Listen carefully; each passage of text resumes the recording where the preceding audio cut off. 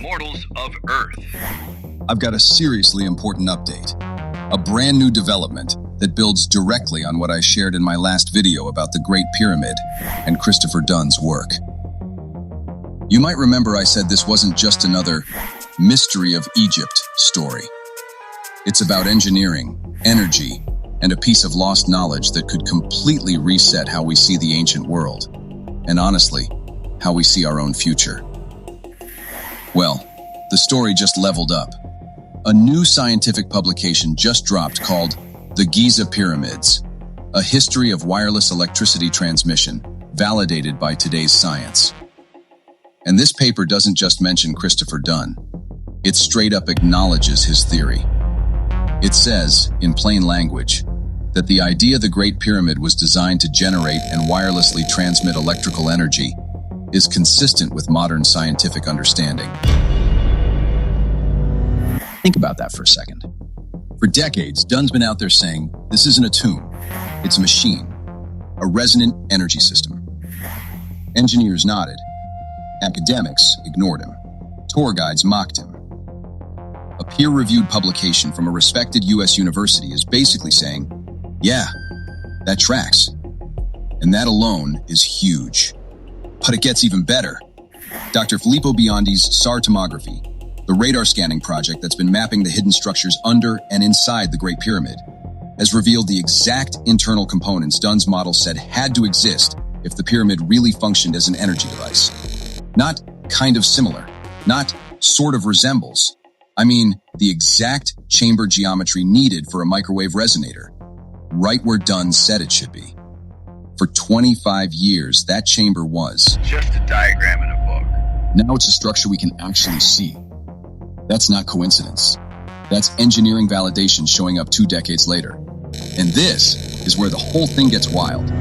Because for generations, Egyptologists have insisted, loudly, that the pyramids were tombs, even though the Great Pyramid has no mummy, no inscriptions, no funerary artwork, no soot from torches, no burial residue, nothing ritual, nothing symbolic, nothing tomb-like at all. And yet that's what's taught in every textbook, every documentary, every museum plaque, and to millions of tourists every year.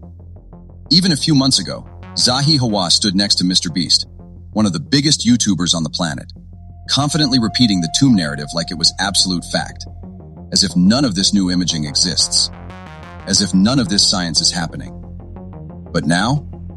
Well, now the data's not lining up with the story anymore. The narrative's cracking. Because the new scans don't show tomb architecture. They show energy architecture. Resonant chambers, waveguide-like shafts, piezoelectric granite components, hydrogen reaction residues, underground, spiral structures feeding energy upward. Everything you'd need for a resonant, earth-coupled energy system. Everything Dunn described. Everything Egyptology said didn't exist. Now sitting in the ground exactly where his model predicted it. And then this new publication comes along and demonstrates how that same principle, resonant energy transfer, is used today in wireless power research. It basically says, the ancients may have been doing this thousands of years ago. So what does all this mean? It means we're watching the collapse of the old tomb story, not because someone told a better tale, but because the evidence finally grew too big to ignore. It means ancient engineering isn't some fringe fantasy anymore. It means Dunn's work isn't speculation. It's becoming a legitimate scientific conversation. And it means the Great Pyramid probably wasn't a burial site at all, but something far more advanced. And now we've got 3 pillars holding this new understanding together. Christopher Dunn's model, the engineering. Biondi's SAR data, the physical structures. This new publication, the scientific acknowledgement. Mortals of Earth, something big is happening. We're watching an idea move from fringe to feasible, from ridiculed to validated. This is the moment when the old story breaks and a new one finally begins to show itself. And if we're willing to look, if we're willing to let go of the narratives we inherited, who knows what else we might rediscover. That's all for now. Stay curious and have a good one.